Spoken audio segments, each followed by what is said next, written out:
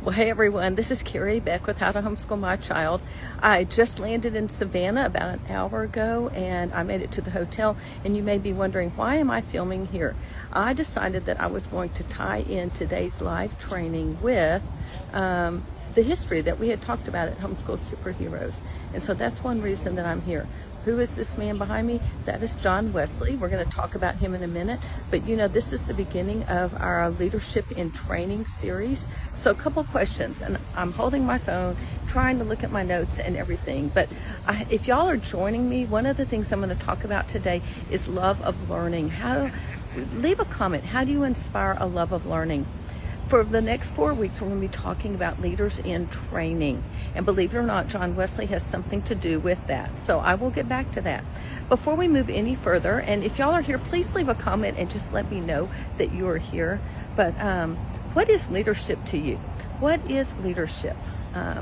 You know, we have our leadership conference. I will tell you my definition, but I would love for you to leave a comment about how you inspire a love of learning and what leadership is for you.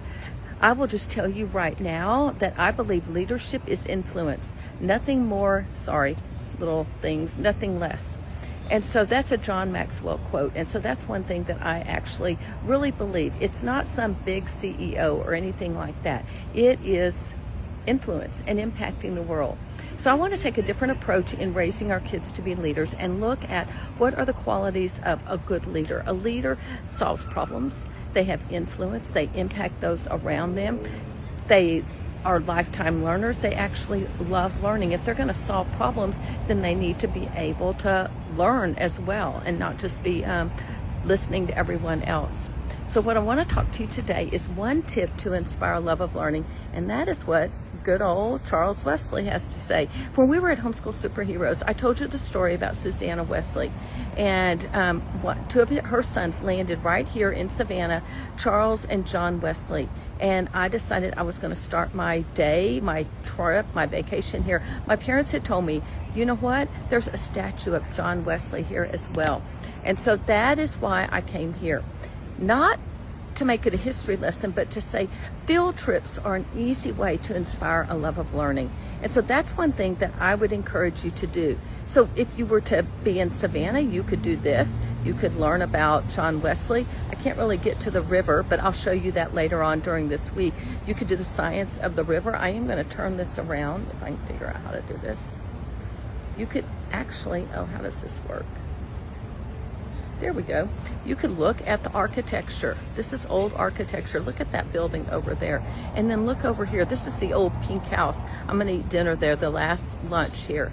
And just look at the beauty of the architecture around here. You can see that's an old building, but then we got brand new buildings here as well. So you could do that. And I know you're sitting there saying, well, Carrie, we can't go to Savannah. Yeah, you're probably right. But you know what? In my own hometown, first of all, if I were here, I could learn about John Wesley ahead of time. I could learn about the architecture. I could learn about the river that's there. I could learn about a lot of those things, and I could encourage my kid. I could read books for them. That's exactly what we did when we took a trip to Yorktown, Jamestown, and Williamsburg. That was a giant field trip. We had studied American history for that whole year. But what about you? What about your own hometown? If I were back home in Bryan College Station, there's a Vietnam memorial by our library. I could go and we could learn about Vietnam. Right outside our town, there's a World War II museum. I could go and learn about that. There are lots of things. I could learn about just the history of Bryan and downtown Bryan or College Station. We're talking little podunk towns. Wherever you live, there is history to be found. You can go and take field trips to the areas. We have a natural history museum that we could go to as well. There's lots of things that you could do when it comes to field trips. Kids love field trips because it's hands-on.